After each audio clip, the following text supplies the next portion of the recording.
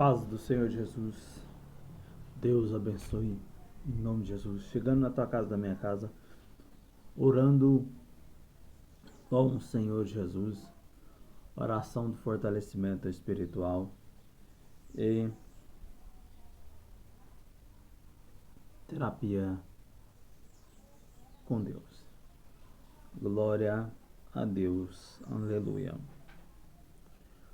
Nós estamos muito alegres por o Senhor nos proporcionar mais um dia de vida, mesmo debaixo de provas da nossa vida, tanto saúde ou financeira que seja.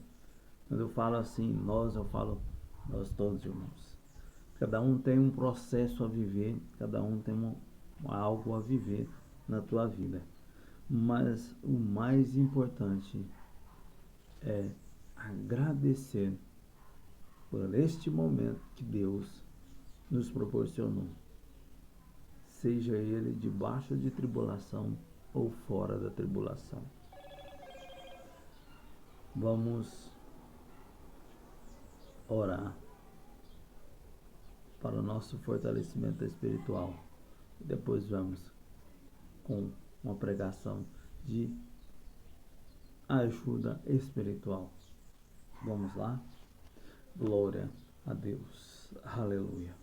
Senhor Deus Todo-Poderoso, Senhor, nos fortalece espiritualmente, para que nós mantenhamos de pé, Senhor, a cada dia, a cada oportunidade, Senhor, que estivermos se levantando, Pai, para que o Senhor venha nos dar força e tirar todo o cansaço das nossas vidas. Senhor, venha de encontro conosco, nos visita, nos restaura, nos tira, Senhor, de todo perigo. Senhor, se for doença, nos livra. Se for mistério, nos revela.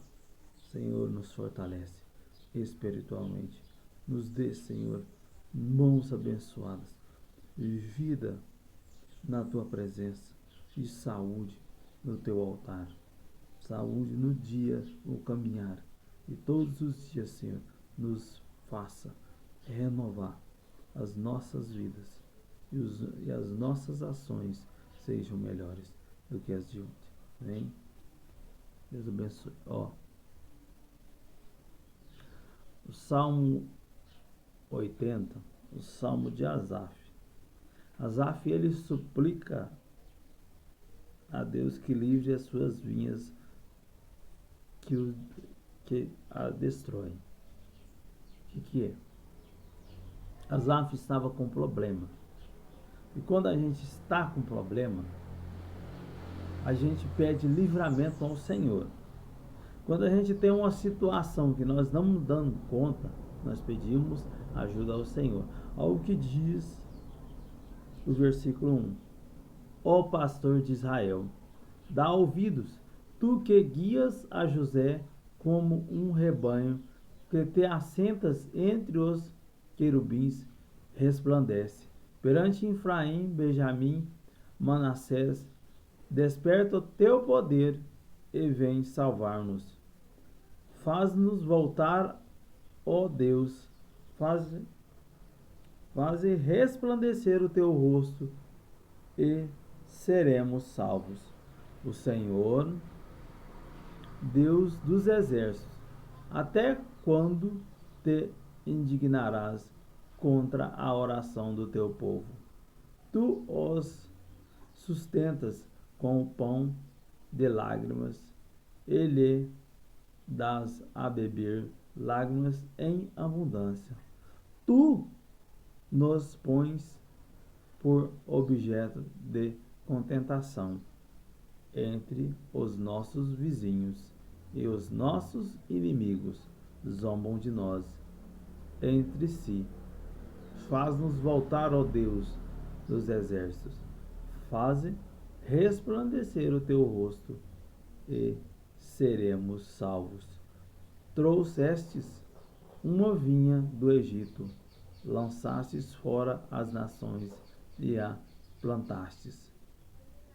preparastes-lhe lugar e fizestes com que ela profundasse raiz, e assim encheu a terra. Os montes cobriram-se com a sua sombra, e como os cedros de Deus se tomaram os seus ramos. Até aqui, irmão. Quando vemos aqui Asaf fala muito da glória de Deus, resplandecer, glória de Deus. Eles precisavam naquele momento que Deus fizesse algo por eles.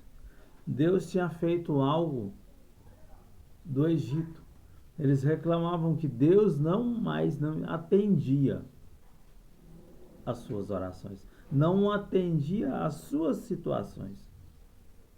Mas muitas das vezes nós vemos que quem fecha a porta dos acontecimentos da nossa vida somos nós mesmos. Porque a liberdade que nós temos está fora do comum daquilo que Deus nos deu. Mas Asaf diz que o povo trouxe algo do Egito. O que eles tinham trazido algo do Egito? Eles tinham trazido idolatria. E por que Deus havia aceitado essa idolatria? Eles tinham aprofundado nessa idolatria. Sabemos que os egípcios, eles adoram vários deuses. Tem várias culturas diferentes. Nada daquilo que os judeus estavam vivendo, aquilo que os hebreus estavam vivendo. Eles estavam vivendo ao contrário daquilo que Deus tinha feito.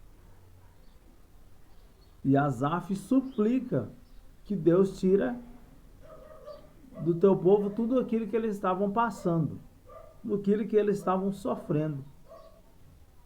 Que Deus voltasse a resplandecer a tua luz para que tirasse tudo aquilo que fazia o povo estar descontente.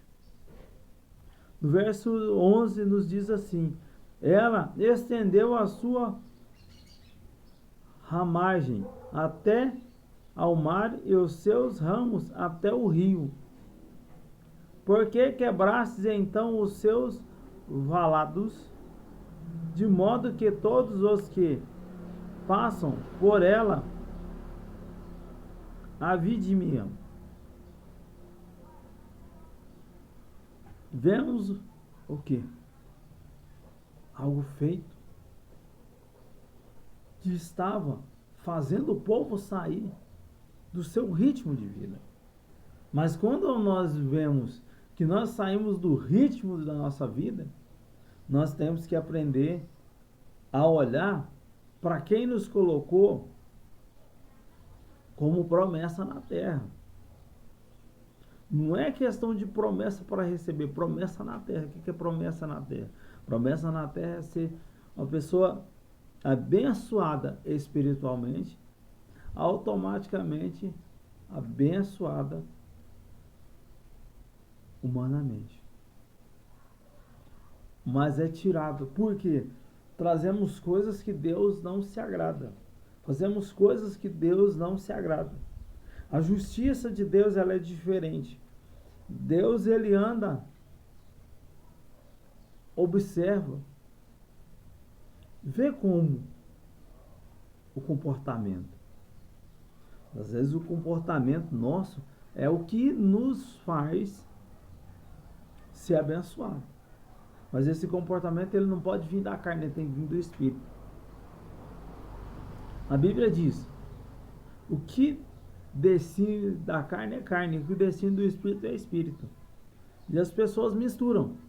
Isso pode também. E muitas das vezes não pode. Não está conforme os ensinos, conforme a instrução. E Deus, ele pesa a mão no que? Deixar a pessoa à vontade.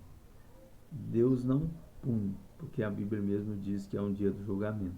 Mas Deus, ele deixa a pessoa viver conforme ele quer. e ele tropeça consigo mesmo. Amém?